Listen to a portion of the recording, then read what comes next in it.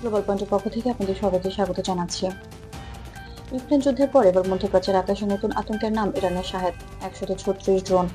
রাশিয়ার হয়ে ইউক্রেনে ব্যাপক ব্যবহারের পর একই মডেলের এই ড্রোন এখন পারস্য উপসাগরীয় অঞ্চলে লক্ষ্যবস্তুর উপর হামলার জন্য ব্যবহৃত হচ্ছে।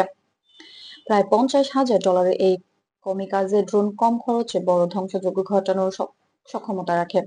এটি একটি লয়টারিং মাইন্টন বা স্বয়ংক্রিয় ড্রোন যা নির্দিষ্ট লক্ষ্যবস্তুতে পৌঁছে নিজেই ধ্বংস হয়। ওজন প্রায় 50 কেজি এবং এর মধ্যে বিস্ফোরক থাকে। বিশ্লেষকরা বলেছেন ছোট এবং হালকা হওয়ায় এটি শত্রুর রাডারকে এড়িয়ে চলে এবং কম খরচে উল্লেখযোগ্য ক্ষতি ঘটাতে সক্ষম।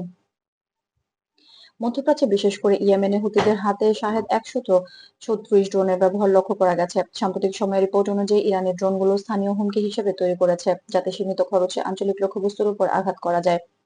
সামরিক বিশ্লেষকরা মনে করছেন এই ধরনের ড্রোন নিয়ন্ত্রণ এবং নজরদারিতে সহজ হওয়ার ছোট মাঝারি রাষ্ট্রগুলো এই ধরনের প্রযুক্তি ব্যবহার করতে পারে, বিশেষ করে সীমিত প্রতিরক্ষা ব্যবস্থা থাকা এলাকায় একটি কার্যকর।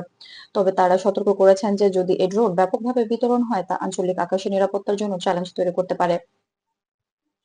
আন্তর্জাতিক প্রতিক্রিয়া বলা হচ্ছে মধ্যপ্রাচ্যে কয়েকটি দেশ ইতিমধ্যেই শাহেদ 136 ড্রোনের আঘাতের শিকার হয়েছে। মার্কিন এবং পশ্চিমা বিশ্লেষকরা সতর্ক করেছেন যে এই ধরনের ড্রোন ছোট আকারে দ্রুত আঘাত প্রেরণ করতে সক্ষম, যা সামরিক ভারসাম্যের উপর প্রভাব ফেলতে পারে।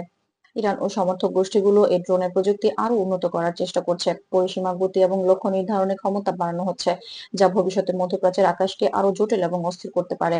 সাধারণ মানুষের জন্য এই ধরনের প্রযুক্তির প্রভাব সরাসরি না হলেও আঞ্চলিক নিরাপত্তার দিক থেকে বিষয়টি গুরুত্বপূর্ণ। তাই বিশেষজ্ঞরা দেশগুলোর জন্য সতর্ক থাকার পরামর্শ দিচ্ছেন এবং এই ধরনের হামলার ঘটনায় তদন্ত চলছে। গ্লোবাল পয়েন্টের পক্ষ থেকে আজকের এই সংবাদ ছিল। আমাদের চ্যানেলটি সাবস্ক্রাইব করুন এবং আপডেট পেতে বেল আইকনটি অন করুন।